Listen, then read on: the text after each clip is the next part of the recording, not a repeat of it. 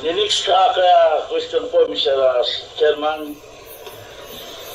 According to our former Senator Trillanes, piki ang war on drugs ng ating dating Pangulo.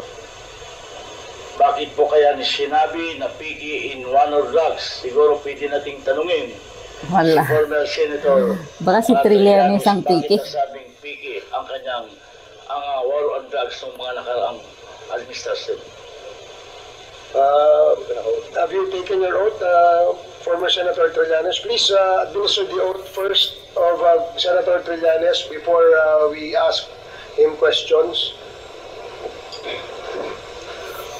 Please raise your right hand. Do you swear to tell the truth, the whole truth, and nothing but the truth in this congressional inquiry? So God may help you. The oath has been administered, sir. Okay, thank you, Check. Please proceed, Congressman Bong Teves.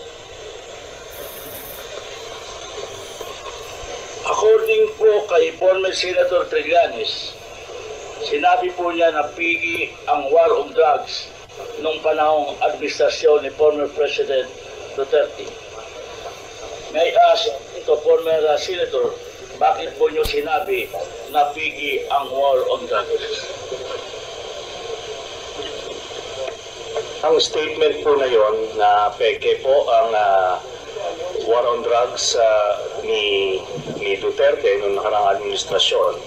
Ito po ay bunga nung nakalap namin na impormasyon at ebidensya nung kami ay nag-iimbestiga nila Senator Laila de Lima at dun sa aming sariling pagkalap na impormasyon at base na rin dito po sa testimonya, Mr. Chairman, ni Arturo Las Cañas sa ICC na naisumite niya at nagkaroon na rin ng kopya dito po sa Quadcom at doon po doon sa kanyang video. Sinabi niya po na ginagamit lang ang war on drugs ni Duterte para takutin ang sambayan ng Pilipino at takutin ang iba't ibang sektor ng lipunan para hindi siya paghinalaan dun sa kanyang sariling involvement sa illegal drugs. Kaya nga siya na-mention po na siya ang Lord of all drug lords. Wow. Ito po ay sinabi niya na mga kasabwat ni Duterte ay sina Michael Yang, Charlie Tan, Sammy Uy. At ito po si Michael Yang ay ayon mismo sa report ni Colonel Asierto, na dating Deputy Director of the Drug Enforcement Group of the Philippine National Police. Sinamiti niya yung report tungkol sa involvement ni Michael Yang. Dito naman po, dun sa sinasabi niya po, Mr. Chairman, na si Jimmy Guba na Customs Intelligence Police, sinasabi niya na si Michael Yang ang involved doon sa magnetic lifters na shipment. Ngayon po, lahat po yan ay nakalap namin. Pero ngayon po, dahil po doon, tinignan namin kung ano yung ebidensya na pwede naming malink ito. Kaya nga po, binalikan namin yung mga bank accounts na nakalap namin kay Duterte noong 2016. Tinitignan namin kung mayroong mga pumasok na pagkapirahan dito po sa kanya. At doon nga po kami nakakita na mga deposito sa mga accounts ni Duterte galing po dito po sa grupo ng mga drug lords na ito. At kung papayagan po, Your Honor, meron po akong PowerPoint presentation para po makita po nila kung ano yung sinasabi pakita mo na.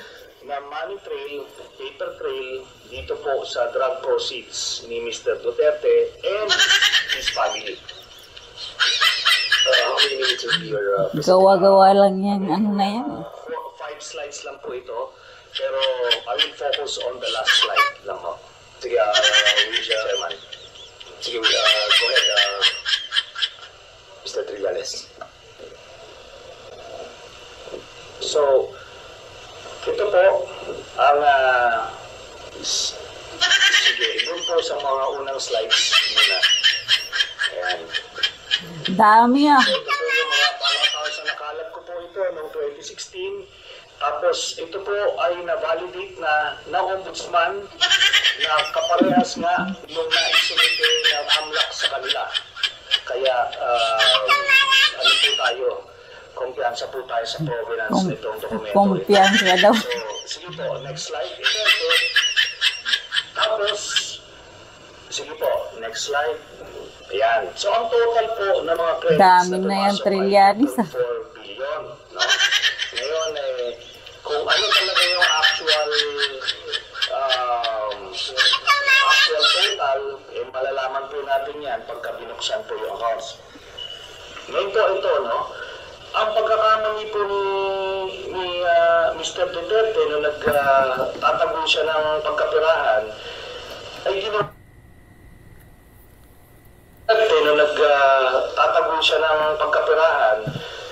ay ginawa niyang joint account yung kanyang anak, si Vice President Sara Duterte. Kaya ito po, Nadamay ba si Sara? exempted sa bank secrecy law ang impeachment. So lalabas po yan lahat.